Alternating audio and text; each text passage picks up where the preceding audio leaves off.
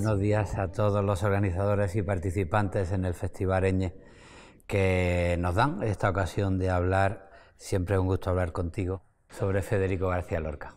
Pues sí, es una ocasión creo que muy interesante porque además lo que nos proponen es hablar sobre la idea de utopía y distopía en Poeta en Nueva York. Entonces, siendo Lorca una persona tan luminosa, tan llena de energía, tan utópica, que sufre una auténtica distopía y que además cuando llega a Nueva York yo creo que llega arrastrando una pena, que es la pena de cómo se ha deteriorado su relación con Dalí y Buñuel.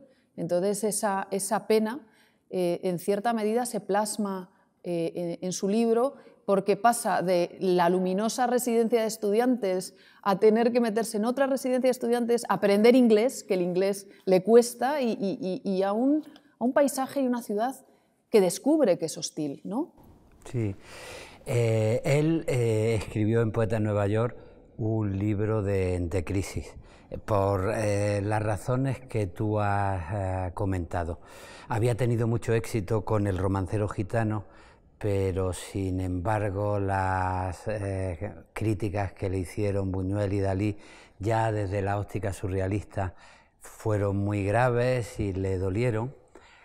Después tuvo un problema personal con uno de sus amantes, Emilio Aladrén, que incomodaba además mucho a la familia, porque entonces Aladrén tenía una personalidad rara y la familia facilitó, eso en el epistolario es divertido como él lo cuenta, facilitó el viaje a Nueva York para apartarlo de un Madrid que se había convertido en un problema. Y al llegar a Nueva York, pues descubrió una ciudad en crisis, la misma ciudad de la crisis de Wall Street, claro. Y entonces su malestar personal se convirtió en un malestar social. Y en ese sentido, pues el Poeta en Nueva York habla de la crisis de alguien que tiene que hacer cuentas con su propia homosexualidad, en un momento en el que la homosexualidad no se comprende, de alguien que tiene que buscar una salida estética para ponerse al día en la medida de lo posible en los estilos de la época, y una crisis de alguien que desconfía del rumbo que ha tomado la sociedad capitalista, que está degenerando como en guerras, en racismo, en represión y en desigualdad social, ¿no? Sí, tiene una capacidad, ¿no?, para catalizar muy bien al subalterno. Igual que en El romancero gitano recupera y nos hace reflexionar y se acerca a otras realidades, le pasa exactamente con la realidad afroamericana. O sea, tiene una capacidad porosa para empatizar con el ser humano. Entonces eso es una cosa muy iluminadora de Lorca, ¿no? Cómo desde esa introspección, porque hay mucha abstracción en esos poemas, sin embargo hay una cercanía al ser humano y hay una cercanía a la realidad de los negros, qué está pasando, por qué hay esta gran desigualdad. A la vez, efectivamente, está sintiendo ese crack del 29 y esa ciudad oscura, esa ciudad donde hay gravísimas desigualdades, de territorios enfrentados y de realidades enfrentadas. Y eso es muy interesante porque, claro, si nos vamos a 1918, a Impresiones y paisajes, esa ingenuidad que tiene en ese recorrido por España, en el que está buscando la belleza, en el que evoca la fe, las tradiciones, Nueva York, decimos, ¿cuánto ha cambiado, ¿no? ¿Cómo ha crecido? Porque es un hombre que crece en cada libro. Que era además un cambio también de metrópoli literaria, que la referencia para los poetas había sido siempre París, y él de pronto se enfrenta a Nueva York. Y como tú dices, lo que había sido el gitano como perseguido, como víctima de la sociedad, se desplaza allí al negro, ¿no? Los valores de la naturaleza frente a una civilización degradada. Yo después querré reivindicar la utopía, pero como hemos empezado a hablar de distopía, recuerdo que para buena parte de la literatura y para Federico García Lorca la Primera Guerra Mundial fue una llamada de atención. Desde la Ilustración el progreso había marcado las ilusiones colectivas y parecía que la ciencia y la cultura avanzaban hacia el bien, hacia esa felicidad pública que había prometido la Ilustración. Pero de pronto llega la Primera Guerra y toman conciencia de que el progreso científico puede derivar también en armas de destrucción masiva, en bombardeos sobre ciudades, en matanzas, y eso introduce una primera duda sobre el futuro. ¿Hacia dónde avanzamos, no? Y en Federico García Lorca está esa denuncia social a la que tú hablas, donde se trasciende su crisis personal de sujeto roto a la crisis social de sociedad fracasada, ¿no? A mí hay dos poemas de Federico García Lorca que creo que marcan muy bien la toma de conciencia de la crisis. El poema prólogo es Vuelta de paseo. Veo que tienes ahí el libro, ¿por qué no lo lees? A ver. Es el primero. Sí, sí. Vamos a buscar. Es un poema donde Vuelta de paseo, donde claro. él vuelve de recordar la ciudad y de visitar la ciudad. Es también la vuelta de paseo de su experiencia como ser humano y se encuentra de pronto asesinado por el cielo, que no es un asesinato normal, callejero, que es que te ha asesinado el cielo. Sí. Además que es Poemas de la soledad en Columbia University, o sea que él está... es interesante que en la geografía, en el mapa, nos indica, ¿no?, que este libro nos da muchas claves, o sea, es decir, hay mucha abstracción, hay mucha emocionalidad, pero también hay una localización, ¿no? Va dibujando ese mapa. Arranca con una cita de Luis Cernuda: furia, color de amor, amor, color de olvido. Luis Cernuda. Él acabará presentando la realidad y el deseo de Luis Cernuda, y aunque tuvo mucho más problemas con la homosexualidad de los que tuvo Cernuda, porque tuvo que negociar con un mundo que no lo comprendía, sin embargo, siempre hay referencias a ese compañero que estaba escribiendo una poética abiertamente homosexual. Vuelta de paseo. Asesinado por el cielo, entre las formas que van hacia la sierpe y las formas que buscan el cristal, dejaré crecer mis cabellos, con el árbol de muñones que no canta y el niño con el blanco rostro de huevo, con los animalitos de cabeza rota y el agua harapienta de los pies secos, con todo lo que tiene cansancio sordomudo y mariposa ahogada en el tintero, tropezando con mi rostro distinto de cada día, asesinado por el cielo. Es un poema estremecedor en ese sentido. Él ha sido asesinado por el cielo, es decir, ha nacido ya con un pecado original que es su homosexualidad, ¿no?, que es lo que va a hacer que sea sordomudo, que no pueda explicarse con libertad, que su poesía esté ahogada en un tintero porque no pueda hablar de ella con libertad. Y después utiliza una serie de metáforas que son interesantes. En la conferencia de lectura que preparó sobre Poeta en Nueva York, cuando habla entre las formas que van hacia la sierpe y las formas que van hacia el cristal, dice, bueno, los edificios de Nueva York son de cristal, el viento pasa como una serpiente por ellos, y a eso es a lo que me refiero. Pero claro, después un lector más o menos culto, y si no ya están los filólogos puñeteros como tú y yo que nos dedicamos a investigar, que la sierpe es una metáfora fálica y que el cristal en la tradición cervantina, en la tradición gongorina, en todas las metáforas de Góngora que había investigado en esa época Dámaso Alonso, pues el cristal se identifica con la mujer. Porque el paradigma de la mujer bella era la mujer blanca, transparente como un cristal. Y ahí nos está diciendo que yo he nacido asesinado por el cielo, partido entre las formas que van hacia la sierpe, es decir, el deseo fálico, y las formas que van hacia el cristal, es decir, la mujer. Y dejaré crecer mis cabellos, que tiene también un doble sentido. Nos recuerda a Cristo, la imagen del ser humano con el cabello largo, pero dejar crecer los cabellos es optar por tener una condición de deseo más propia de las mujeres enamoradas de hombres que de los caballeros, ¿no? O sea que es un poema que a mí me parece estupendo. Sí, además que te lleva a un lugar, te lleva a una sensación, dibuja el personaje que va a estar recorriendo todos los demás lugares. O sea, es muy interesante que se construye como personaje, que ya en el primer poema hay esa construcción del personaje. Es muy, muy importante cómo define un personaje que es el muerto viviente.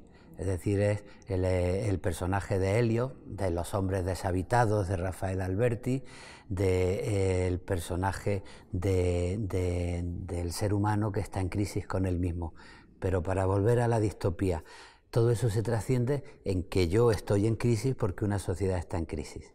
A mí me gusta mucho un poema que se titula La Aurora, que es un poema donde hay una utilización de la metáfora poética fascinante, porque claro, él para la crisis va a dejar la poesía pura, gongorina, que cree en el control de la razón, para abrirse a lo que él llama la evasión, que tiene mucho de estética surrealista, aunque él se niega a que lo traten como un surrealista.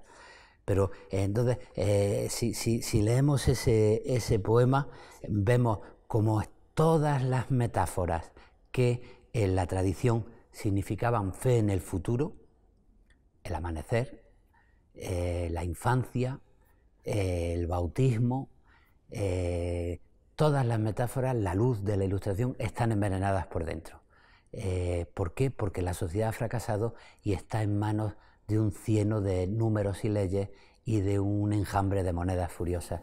No sé si quieres, sí, lo puedo leer. leerlo. Además, es interesante porque viene después de Nacimiento de Cristo. Llega la aurora. La aurora de Nueva York tiene 4 columnas de cieno y un huracán de negras palomas que chapotean las aguas podridas. La aurora de Nueva York gime por las inmensas escaleras, buscando entre las aristas nardos de angustia dibujada. La aurora llega y nadie la recibe en su boca, porque allí no hay mañana ni esperanza posible. A veces las monedas en enjambres furiosos taladran y devoran abandonados niños. Los primeros que salen comprenden con sus huesos que no habrá paraíso ni amores deshojados. Saben que van al cielo de números y leyes, a los juegos sin arte, a sudores sin fruto. La luz es sepultada por cadenas y ruidos, en impúdico reto de ciencia sin raíces. Por los barrios hay gentes que vacilan insomnes como recién salidas de un naufragio de sangre. Es una maravilla, no es una batería, una metralleta de metáforas, pero completamente cuidadas, ¿no? Porque todas las metáforas de la tradición religiosa ilustrada que hablan del amanecer están envenenadas, ¿no? Y al final el amanecer, la luz roja, es un naufragio de sangre, llega hasta Nueva York, pero nadie la recibe en su boca, nadie se va a salvar con el futuro, es la sagrada hostia que nadie va a poder aprovechar. Y bueno, la aurora de Nueva York, en un momento determinado, dice, gime por las inmensas escaleras, buscando entre las aristas nardos de angustia dibujada. La imagen de Nueva York como ciudad arquitectónica moderna, que para toda la vanguardia había sido el progreso, ahora resulta que se convierte en una ciudad que no está hecha a la altura del ser humano, que es muy alta, y por eso en las escaleras se gime, y por eso se habla de aristas que son duras y que pueden golpear, y por eso resulta que lo natural, el nardo, está sometido, ¿no? Yo creo que ese es el poema en el que el futuro es descalificado si vamos por este camino, un enjambre de monedas furiosas, si vamos a estar sometidos al dinero. Dice, la luz es soportada por cadenas y ruidos en impúdico reto de ciencia sin raíces. Hombre, la ciencia se había creado para estar al servicio del ser humano.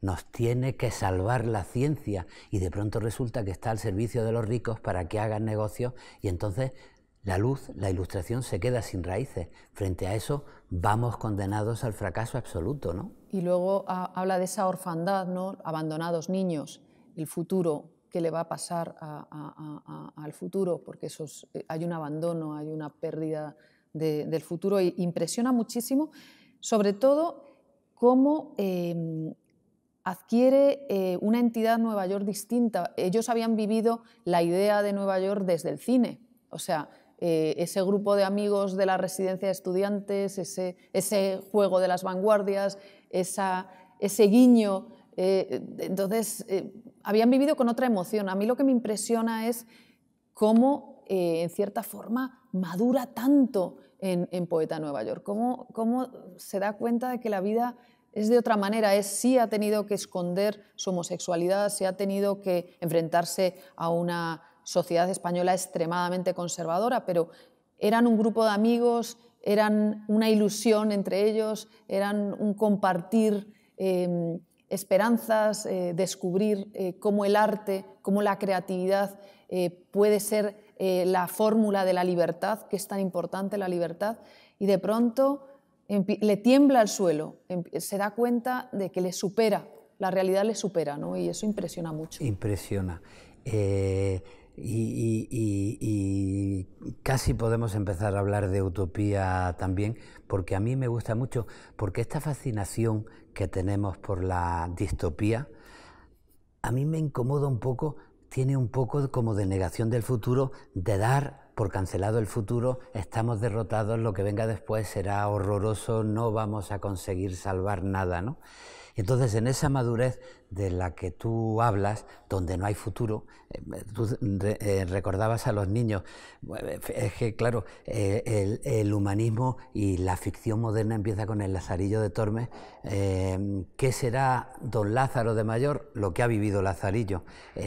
No hay discurso político donde no haya una llamada a la infancia, a los niños, porque son el futuro, el mundo será lo que heredarán nuestros hijos. Y aquí ya está diciendo Lorca, bueno, pero si los niños desde que nacen tienen el corazón taladro, a veces las monedas en enjambres furiosos taladran y devoran abandonados niños. Es decir, el futuro está fatal, pero la madurez del propio Lorca y su acercamiento a la sociedad necesitan buscar una salida, ¿no? Lorca viajó a Nueva York junto a Fernando de los Ríos, su profesor de Derecho Político, el que después será ministro de la República, diputado socialista, el que le ayudó a poner en marcha la Barraca. Fernando de los Ríos entonces acababa de publicar un libro, El socialismo como forma del humanismo, que Lorca se lo leyó. Y en ese libro, entre otras cosas, establece la historia de la libertad del ser humano. Él dice, el cristianismo nos hizo a todos iguales y fue un primer paso ante la muerte. El humanismo y la Ilustración dijeron que la dignidad no había que dejarla solo a después de la muerte, sino que había que buscarla en la tierra, y ahora el socialismo nos indica que la única manera de encontrar la libertad es buscando una igualdad social. Y bueno, claro, Lorca, en ese personaje que tú comentabas antes, se define como un Cristo, como la víctima que busca la esperanza y la resurrección, y él tiene que buscar la esperanza y la resurrección también, y de pronto la imagen negativa cambia cuando él dice, podemos tener futuro, esto no va a ser una distopía, podemos vivir en una esperanza, y alumbra algunos poemas que me parecen bien interesantes. Por ejemplo, él coge una indignación tremenda con el Vaticano, porque acaba de firmar un convenio en 1929, el Acuerdo de Letrán, con Mussolini y con el fascismo. Mussolini no entorpecía los territorios vaticanos y ellos justificaban la guerra que llevaba en sus programas Mussolini, ¿no? Y entonces Federico García Lorca se va al edificio más alto que había en 1929 en Nueva York, en la Avenida del Éxito, el Chrysler Building, y se sube hacia arriba y lanza una maldición contra el Vaticano en nombre de la esperanza. Es decir, os estáis cargando a Cristo, estáis sometidos al dinero, pero aquí hay mucha gente que sufre, hay pobres, hay homosexuales que tienen que ocultar su dolor, hay mujeres humilladas, hay negros explotados, y esta muchedumbre podrá organizarse para acabar con vosotros y apostar por un mundo distinto. Y es ese famoso final de porque queremos que se cumpla la voluntad de la tierra que da sus frutos para todos. A mí eso me encanta porque yo estoy muy incómodo con las distopías. Yo quiero seguir teniendo esperanza y pensar en un futuro alternativo. Por supuesto, y además que es interesante porque eso no cancela su fe. O sea, él tiene una esencia de cristianismo social. O sea, él estaría como un poco en la estela de Gabriela Mistral, ¿no? de ese momento, de esa época en la que uno no puede renunciar a la iconografía y a la construcción del ser espiritual, y eso está muy metido dentro del propio Lorca, ¿no? Por eso reflexiona tanto en Cristo, por eso muchas veces menciona a Dios. O sea, una cosa es el aparato ideológico de una estructura que utiliza la religión, como podría ser el Vaticano, y otra cosa es cómo el poeta habla con Dios, porque a Dios no se lo quita nadie, ni siquiera el Vaticano, y eso a mí también me gusta mucho, ¿no? Cómo busca... La dialéctica entre Cristo y el Vaticano. Exacto. Es decir, existe una manera seria de conciencia humana de vivir la religión, todo el mundo tiene derecho a esa manera, a lo que no tienen derecho es a ser dogmáticos, intolerantes, represivos y en apoyar la desigualdad, ¿no? Exacto, porque yo creo que él siente que Cristo le comprende, porque Cristo es tan incomprendido como él, es modelo de incomprensión, de sufrimiento, de sacrificio, ¿no? Entonces... Tú sabes una cosa que a mí me ha sorprendido mucho y me ha hecho ilusión, porque como 2020 ha sido el recuerdo de la muerte de Galdós en 1920, y en el Instituto Cervantes hemos estado trabajando para hacer cosas sobre Galdós. Yo he releído sistemáticamente a Galdós y hay algunas cosas que me han emocionado mucho, porque claro, yo a Lorca lo he tenido muy presente en mi trabajo, a Galdós como lector sí, pero no lo había estudiado, y de pronto hay un poema que se llama Iglesia abandonada, que es una denuncia de la Primera Guerra Mundial, porque ya con el convenio Letrán estaba viendo la llegada de la Segunda, esto se está preparando, y es un padre que ha perdido su hijo. Mi hijo, mi único hijo, se llamaba Juan, mi único hijo. En un momento del 2 de mayo, el episodio nacional de Benito Pérez Galdós, aparece un loco que está traumado porque ha perdido a su hijo, y va por las calles diciendo: mi hijo, mi único hijo, se llamaba Juan, mi único hijo. El puñetero Federico García Lorca, en el momento donde los vanguardistas estaban despreciando a Galdós, estaba siendo leal al Galdós que había leído de niño. Ese poema de Grito hacia Roma, en la distinción en la que tú indagabas de Cristo, el dogma, el final de Casandra, y yo creo que ahí funcionó más la obra de teatro para Lorca que la novela, es eso, es decir, existe el amor, existe Cristo, a eso me encomiendo yo, no a las reformas reaccionarias de una iglesia podrida.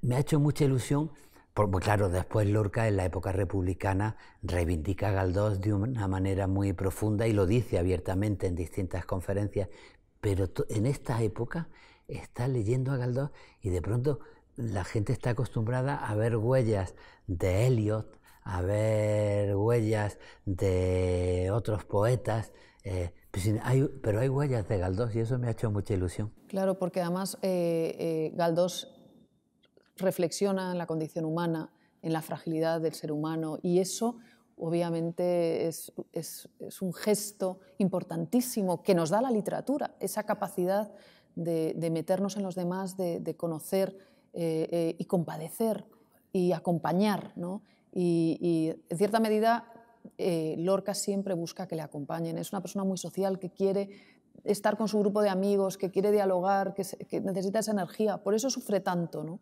la soledad. La soledad de Columbia University, ¿no?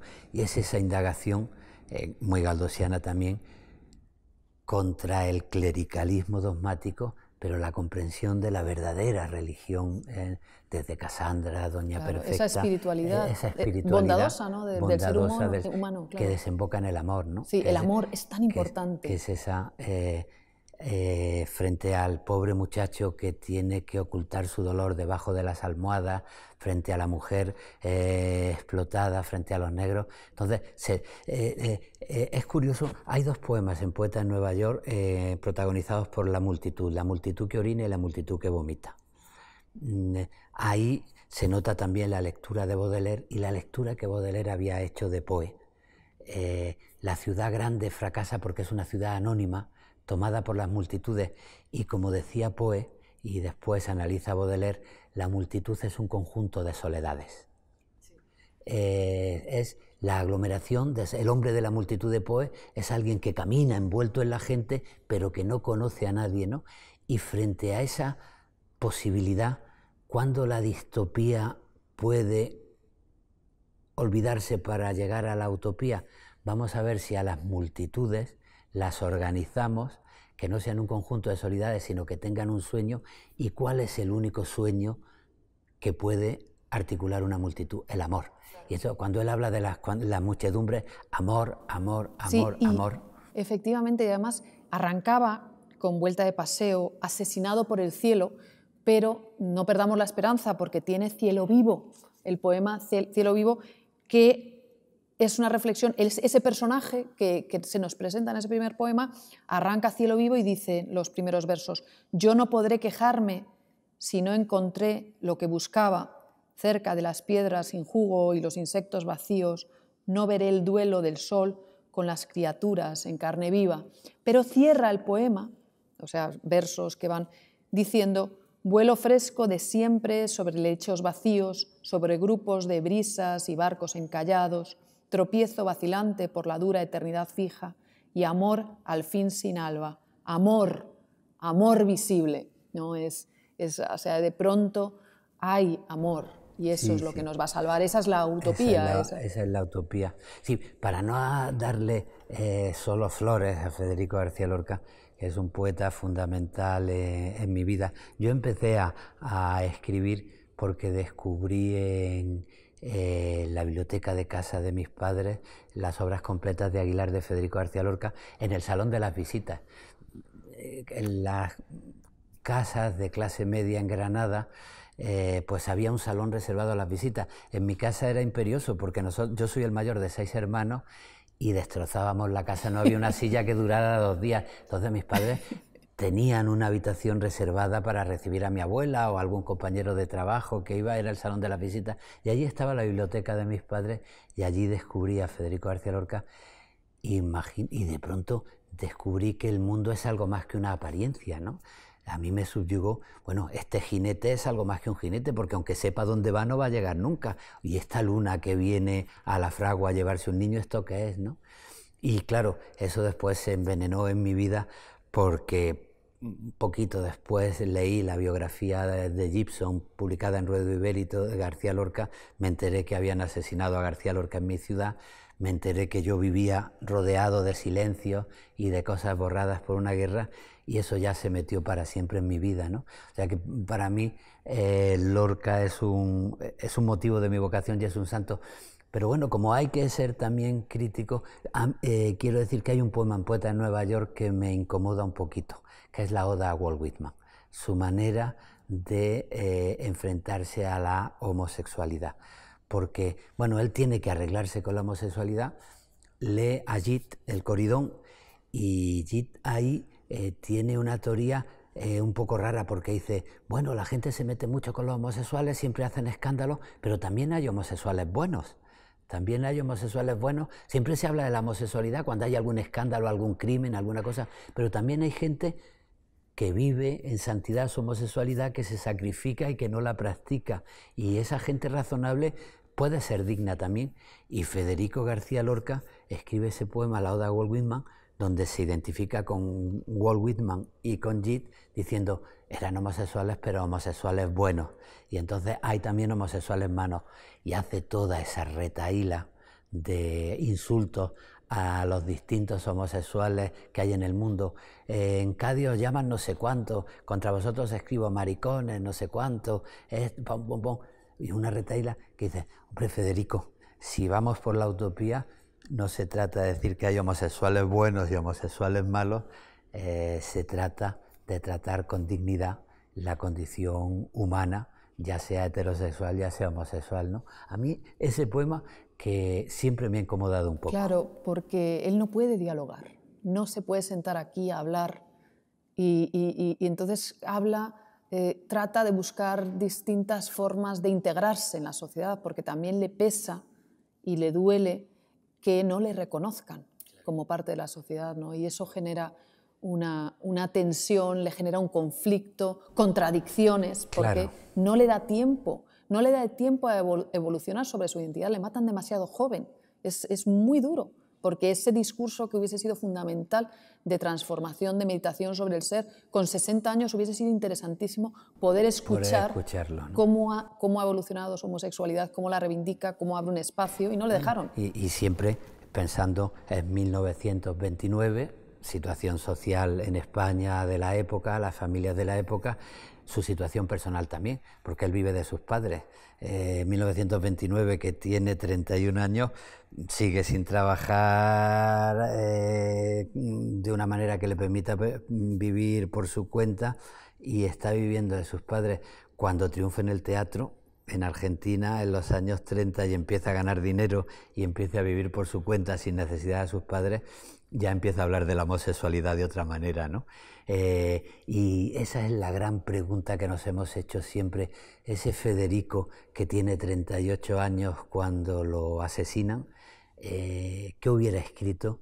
¿Qué respuesta nos hubiera dado al mundo con 50, con 60 años, ¿no? Yo te he contado cómo empecé a leer a Federico. ¿Tú cómo lo empezaste a leer? Bueno, pues efectivamente en casa estaban las poesías de Lorca y obviamente a mí me marcó mucho de adolescente Poeta en Nueva York, pero también el Romancero Gitano. O sea, esa capacidad, ¿no?, de dialogar, de reflexionar sobre sociedad, sobre otros espacios humanos, a mí me impresionó mucho. Y luego el teatro. El teatro de Lorca es algo que nos marca a todos. En la época del instituto, que te llevan a ver La casa de Bernarda Alba, Bodas de sangre, eso indudablemente. Y a mí me encantaba que fuese un poeta teatrero. O sea, esa doble vía que tiene, ese apasionamiento, vamos, me encantaba. Me parecía como el modelo. Yo sí, claro, soy una apasionada del teatro, hice teatro muy tarde por mi situación, porque de joven en la adolescencia hacía muchísimo teatro, pero luego con mis ataques epilépticos te cambia, o sea, una enfermedad cambia la forma en la que convives con tu capacidad expresiva y eso cambia, me lleva hacia la poesía. Pero a mí el modelo de Lorca, del teatro y la poesía, me parecía como lo máximo a seguir, ¿no? Eso me encantaba. Y fíjate, sin salirnos de este tema, no se puede comprender La casa de Bernarda Alba sin Doña Perfecta. La referencia clara de Bernarda Alba es Doña Perfecta. Y ni siquiera se puede entender Doña Rosita la soltera sin las burguesas cursis que Galdós trata en su época realista, la de Bringas, por ejemplo, ¿no? Efectivamente, sí. Y hay algunas mujeres estériles, amargadas por su esterilidad, que están en el fondo de Yerma también. En 1935, Federico García Lorca, con motivo de una estancia en Buenos Aires, reivindicó a Galdós como el futuro, ¿no?